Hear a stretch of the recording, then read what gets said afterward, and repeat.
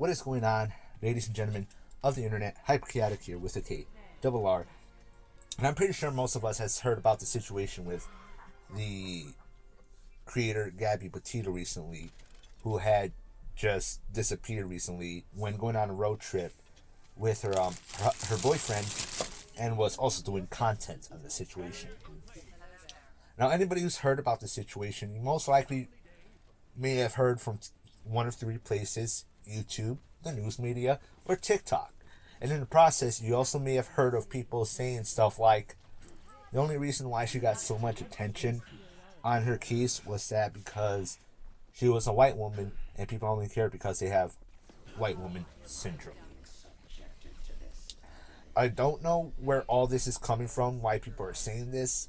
My only guess is that they're hurt that their own loved one isn't getting the attention they think they deserve to help their case. But whether that's coming from genuine pain, anger, or whatever the reason may be, it ain't right. It ain't right and it ain't true. And I was going to go into a full explanation as to why it ain't true, but I honestly couldn't put it into the proper words, let alone without it just extending past 10 minutes. I don't know how, I don't know why. I just can't make anything explained less than 5 minutes or less. But luckily for me, I ended up stumbling onto a video, or a short series of videos, 4 of them, from this guy by the name of The Quiet Sailor, who pretty much put the whole situation in a nutshell and explained why it blew up so much way better than I probably could. So I'm going to go ahead and show those clips to you right now so you can get an understanding of the totality of the situation and why it blew up so much on news media and social media. Before we get right into it, actually, let me go ahead and just give my opinion. 20 of those out there who have somebody who's missing or has yet to get justice for a loved one, I'm sorry you're going through that. But with how many people, this guy's going to tell you himself, but with how many people go dying and go missing in a day and all over the world, and let alone in the States, man, it's just, look, it's unfortunate, but don't go blaming others for not caring enough about a stranger that they never knew existed in the first place. Nobody would have ever known this girl existed in the first place if the news media and other people didn't pick it up. It doesn't mean they don't care. They just haven't heard about it. And I have no doubt if the news media was to constantly talk about stuff like that people would go numb to it eventually. Just like people have recently gone numb to constantly hearing about school shootings. And instead of going, oh no, it's more so just another one. Because that's the point we're at. Just how fucked up shit is in the world and everything that's going on. But with that said, that's my opinion on the situation. I'm going to go ahead and play these series of clips so you can understand the totality of the situation. And after that, I'm just going to end the video because I don't really have any further discussion for that there. And with that said, I do hope you guys get a better understanding of the situation after these clips. And tell me your opinions and thoughts down below. With that said, we're going to get into the clips and I'm just going to end the video.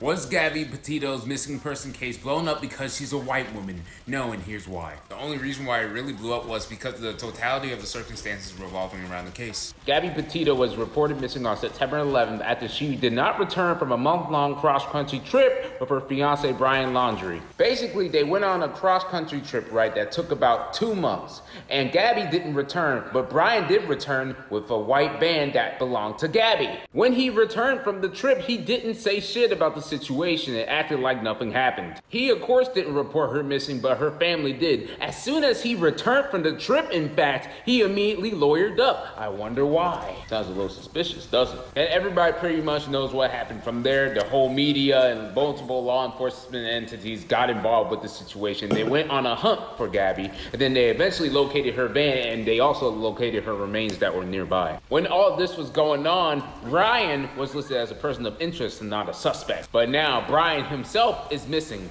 To me, that tells me either he's trying to flee or he probably went somewhere to kill himself because he know he fucked up. Now, everything that I just explained to you, the totality of the circumstances, that's why it blew up, not because she was white. There's a whole slew of missing person cases involving African Americans that have definitely blown up across the country. At the same time, there's a whole bunch of missing person cases involving white people and Caucasians that did not blow up. When I was a full-time police officer, I worked a whole bunch of missing person cases. And I'm going to talk about it in the second part of the series, Gabby Petito and Missing White Woman Syndrome, Part 2. Just to piggyback off of what I said in Part 1, Gabby Petito's disappearance case blew up all over the world, not because she was a white woman, it's because of the totality of circumstances that surrounded the case and her social media popularity. Take a look at this. This is Gabby Petito's Instagram. She has 1.1 million followers. She is a social media celebrity. As you can see here, she's pretty much a vlogger that goes all over the US and goes to different national parks and goes and partakes on different adventures. If a person with 1.1 million followers on Instagram were to disappear, everybody would hear about it.